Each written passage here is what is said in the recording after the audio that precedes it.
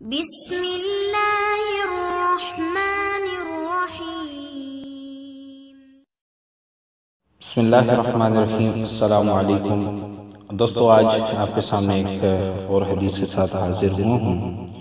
حدیث پاک ہے، حضرت ام المؤمنین عائشہ صدیقہ رضی اللہ تعالیٰ عنہ فرماتی ہیں، حارث بن حشام نے رسول اللہ صلی اللہ علیہ وآلہ وسلم سے پوچھا، یا رسول اللہ صلی اللہ علیہ وآلہ وسلم، آپ پر وحی کیسے آتی ہے؟ رسول اللہ صلی اللہ علیہ وآلہ وسلم نے فرمایا، کبھی تو وحی نازل ہوتے وقت گھنٹی بجنے کی آواز محسوس ہوتی ہے اور یہ وحی مجھ پر بہت گزرتی ہے، پھر جب یہ سلسلہ ختم ہوتا ہے تو وہ ساری بات مجھے یاد ہو جاتی ہے، اور کبھی فرشتہ انسانی شکل میں مجھ سے بات کرتا ہے اور میں اسے یاد کر لیتا ہوں۔